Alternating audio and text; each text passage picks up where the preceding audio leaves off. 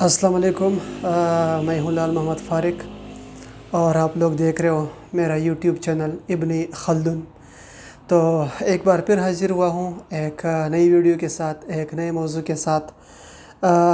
آج کا موضوع بہت ہی بہترین ہے، بہت ہی شاندار موضوع ہے۔ اس موضوع سے ہمیں بہت کچھ سیکھنے والا ہے، ہمیں بہت کچھ حاصل ہونے والا ہے۔ تو آئیے دوستو، چلتے ہیں آج کے موضوع کی طرف کہ آج کا جو بہترین موضوع ہے، جو نایاب موضوع ہے وہ کیا ہے، اور اس کو باقاعدہ پڑھتے ہیں۔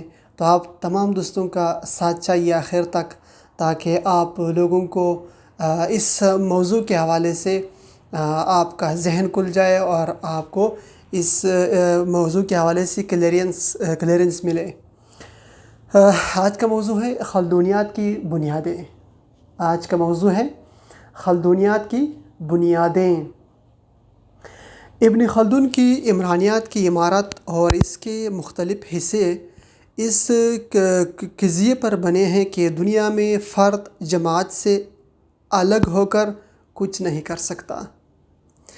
جماعت ابن خلدون کی فکر میں گروپ کے معنی میں استعمال نہیں ہوا ہے، اس کے معنی قرآنی مصطلحات امہ اور ملت پر حاوی ہے۔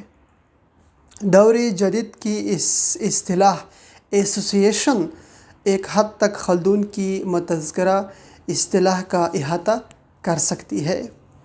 خلدون کا استدلال ہے کہ ہر ذی شعور اپنے افعال و کردار سے بھی ثابت کرتا ہے کہ وہ ہر قسم کے دباؤ اور علائق سے آزاد ہے، لیکن یہ محض فریب ہے۔ حقیقت کچھ اور ہے۔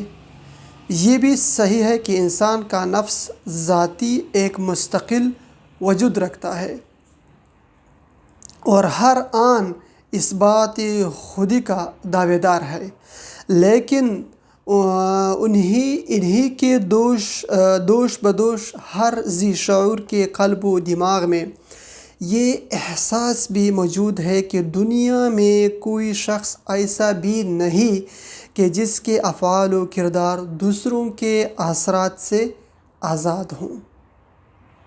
ہر قدم پر اس کو احساس کے ساتھ یہ تجربہ بھی ہوتا چلا جاتا ہے کہ معاشرتی زندگی انفرادی زندگی کے ہر رخ اور ہر پہلو کی حد بندی کرتی ہے۔ واجباتی زندگی کے ہر مرحلہ تکمیل پر اضطراراً ہر فرد و واحد اتحاد عمل، مشارکت باہمی اور ضبط و تنظیم کا محتاج ہے۔ یہ ایک کلیہ ہے کہ کوئی شخص محض اپنی ذات سے بغیر دوسروں کی مشارکت کے زندگی بسر نہیں کر سکتا۔ اگرچہ علامہ اقبال نے اپنی خودی اور بے خودی کے نظریے کی تدوین میں کسی ماخذ کا اشارہ نہیں کیا ہے، لیکن غیر شعوری طور پر ابن خلدون ہی کی فکر کے سرچشمے سے وہ فیضیاب ہوئے ہیں۔ یعنی علامہ اقبال کی خودی کی بات ہو رہی کہ وہ بھی ابن خلدون ہی کی فکر کے سرچشمے سے فیضیاب ہوئے ہیں۔ قرآن کی طفیل ہمیں اس حقیقت سے آگاہی ہوئی کہ جس طرح لاشعوری طور پر نخز مائع نسل بعد نسل افراد میں منتقل ہوتا رہتا ہے، اسی طرح ثقافتی ذہنیت، نظام اخلاق، نظام معنی و اقدار، مقامات، اجتماعی توارثات اور ثقافتی داعیات بھی منتقل ہوتے رہتے ہیں۔ عمل انتقال کے شعوری متضمنات میں قبولیت یعنی ریسیپشن، اقتناص یعنی مینیپولیشن اور ترسیل ٹرانسمیشن کے ہر انفرادی اور بحیثیت مجموعی ان کے کل کے مجموعے میں منتقلی کے جو غیر شعوری پہلو ہر وقت کام کرتے نظر آتے ہیں، ان میں دور جدید کے کسی مفکر نے کوئی روشنی ڈالی ہے اور نہ ہی کوئی اشارہ کیا ہے۔ ہمارا یہ احساس ہے کہ دور جدید کے عمرانی کھولے اور مڈ نے غالباً ابن خلدون کے سرچشمے سے فائدہ اٹھا کر آئینہ بین خودی کا نظریہ پیش کیا ہے۔ ابن خلدون نے معاشرتی اتحادی عمل کی مختلف صورتیں بتلائی ہے اور معاشرے کی خصوصیات بیان کی ہے۔ معاشی زندگی، تعلیمی ادارے، تعلیمی انجمنیں، خبر رسانی کے ذرائع، خاندان، حکومت اور مذہب وغیرہ کی تفصیل، توضیح اور تحلیل کے ساتھ ابن خلدون نے معاشرتی نظام کی پیچیدگی کی طرف بار بار توجہ دلائی ہے۔ معاشرہ اس کے نزدیک انسانی زندگی کا ایک لاحقہ بھی ہے اور سابقہ بھی۔ وہ مرئی اور محسوس نہ ہونے کے باوجود کوئی منفی اور مطلق چیز نہیں۔ اس لیے علمی حیثیت سے مطالعہ کرنے کی ضرورت کے پیش نظر اس نے مقدمہ لکھا ہے اور انسانی تاریخ میں اس کے ذریعے علمی مباشرت کی پہلی مرتبہ تدوین کی ہے۔ معاشرے کے مطالعے کے سلسلے میں سب سے زیادہ مشکل قوانین کا دریافت کرنا ہے۔ عمرانی زندگی کے واقعات جن سے ہمیں دن رات سابقہ پڑتا ہے بظاہر معمولی ہے، لیکن ان کی کیا، کیوں اور ماہیت و مدعا کا مفہوم معلوم کرنا نہایت صبر آزما اور محنت طلب کام ہے۔ معاشرتی مظاہر اور معاشرتی زندگی کے ہر پہلو میں جو قوتیں کار فرما ہیں، ان کی حرکت، نظم و ضبط کے قوانین اور معنی اور مدعا سمجھنا اور متعین کرنا آسان نہیں۔ یہ ساری باتیں نہ تو کسی مغربی اور نہ ہی کسی پیشرو مسلم مفکر نے بیان کی تھیں۔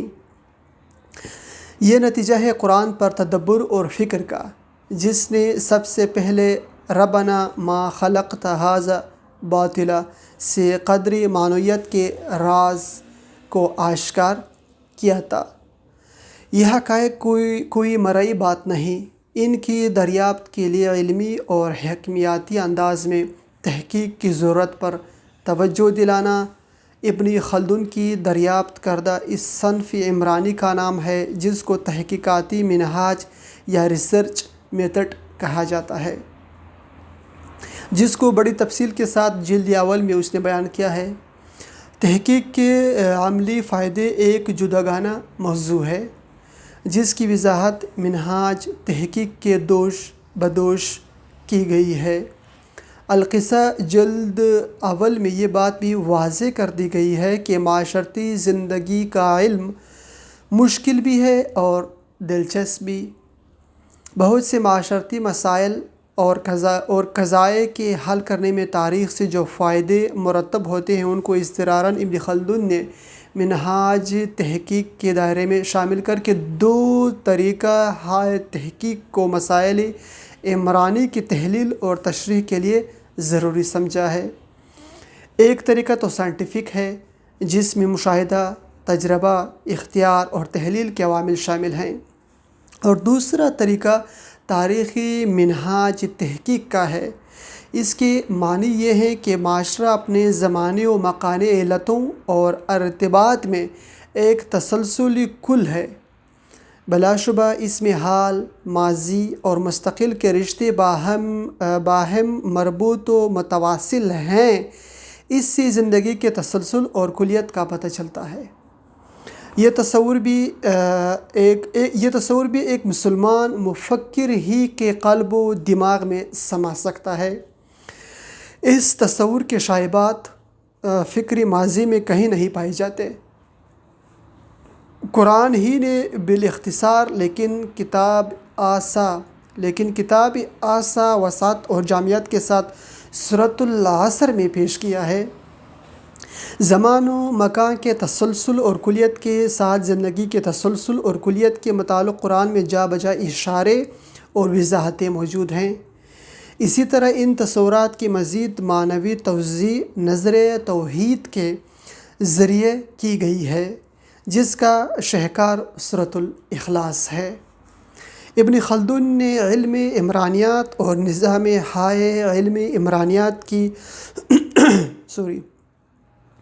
نظام ہائے علم عمرانیات کی داغ بیل ڈالنے میں صرف قرآن سے استفادہ کیا ہے، جس میں عمرانیات کے واضح اور معین اصول متعین کیے گئے ہیں۔ قرآن ہی نے معاشرے کے نظم و ضبط کے قوانین اور اس کی بنیادی قوتوں کی صاف صاف وضاحت کی ہے۔ انہی کی دریافت کا نتیجہ ان قوانین کی صورت میں ظاہر ہوتا ہے، جس کو چارلس عیسوی نے ابن خلدون کے حوالے سے اپنے مقدمے میں ابوابی انداز میں پیش کیا ہے۔ قرآن کی رہبری تاریخ کے دقیق مطالعہ اور مشاہدات، تجربات اور اختیارات کو دلیل راہ بنا کر ابن خلدون نے انسانی معاشرے سے متعلق جتنی بھی معلومات حاصل ہو سکیں ان کو ایک جگہ جمع کر دیا ہے۔ پھر ان میں تقسیم اور حد بندی سے ترتیب اور منطقی انداز میں ان قوتوں کو دریافت کیا گیا ہے جو معاشرے کو وجود میں لانے، حرکت اور ترقی دینے کے ذمہ دار ہیں۔ ابن خلدون کے افکار و توضیحات کو پڑھنے کے بعد ایک طالب علم قرآن کی توجہ اس کی سورۃ البقرہ، آل عمران، نساء، مائدہ، اعراف وغیرہ کی طرف مبذول ہو جاتی ہے۔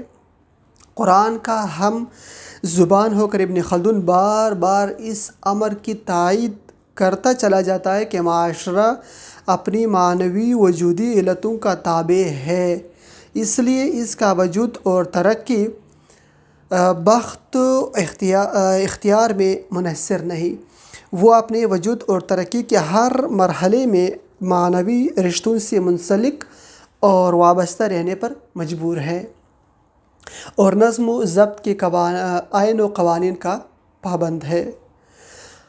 العموم مقدمے کے دوسرے مباحث کے علاوہ ایک خصوصی عنوان کے تحت جس کا موضوع عروج و زوال معاشرہ اور ثقافت ہے، ابن خلدون نے یہ بتلایا ہے کہ کس طرح اور کس حد تک مشترکہ انسانی فکر اور وجودی معنوی نظام سے وابستہ رہنے اور اس پر عمل کرنے سے معاشرہ اور ثقافت کو نشو و نما حاصل ہوتی ہے۔ اس نیز پر معاشرے کی ترقی کسی خاص سمت پر ہو سکتی ہے، اس کا تعین کیا جا سکتا ہے۔ بہرحال قرآن کے ہم زبان ہو کر ابن خلدون نے عمرانیات اور اس کے مختلف خصوصی صنفوں کو بحیثیت علم صحیح یعنی سائنس پیش کیا ہے۔ بلا شبہ ابن خلدون نے معاشرے کے مختلف صورتوں کی وضاحت کی ہے اور وہ اس بات کی بھی تائید کرتا ہے کہ معاشرتی اعمال کے بغیر معاشرہ وجود میں نہیں آ سکتا، لیکن مسلم عمرانیین کی طرح جو اس سے پہلے گزرے ہیں وہ معاشرے کے جسمی، حیوانی یا نباتاتی انداز میں تجزیہ و تشریح کرنے کا طرفدار نہیں۔ تمثیل و توضیح کا یہ طریقہ اس کے نزدیک صحیح نہیں، کیونکہ یہ اہم رول ہے کہ وہ ان قوتوں اور محرکات سے بحث کرے جو معاشرے کی وجود و بقا، توسیع اور استحکام کے ذمہ دار ہیں۔ معاشرے کی مختلف قوتوں میں ایک شیرازہ بند قوت وہ نفسی عنصر اور عوامل ہے جو معاشرے کی ہر ظاہر و باطن میں پوری شدت اور توانائی کے ساتھ کام کرتے رہتے ہیں۔ یہ نفسی عنصر اصل میں معاشرہ کی امتیازی اور وجودی خصوصیت ہے۔ وتمت بالخیر، یہ تھا آج کا ٹاپک جس کو آپ لوگوں نے سن لیا اور میں نے آپ لوگوں کو پڑھ کے سنا دیا، جو ٹاپک تھا خلدونیات کی بنیادیں۔ تو یہ بہت اہم ٹاپک تھا اور یہ بہت اہم موضوع تھا۔ آج کے اس سبق سے، اس موضوع سے ہمیں اس بات کی سمجھ لگ گئی کہ خلدونیات کی بنیادیں کیا ہے۔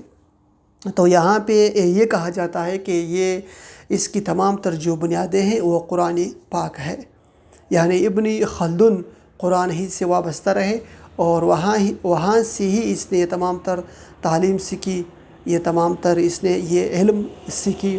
تو میں امید کرتا ہوں کہ یہ آج کا موضوع آپ لوگوں کو کلیئر ہو گیا ہوگا اور آپ لوگوں نے اس سے بہت کچھ سیکھ چکا ہوگا۔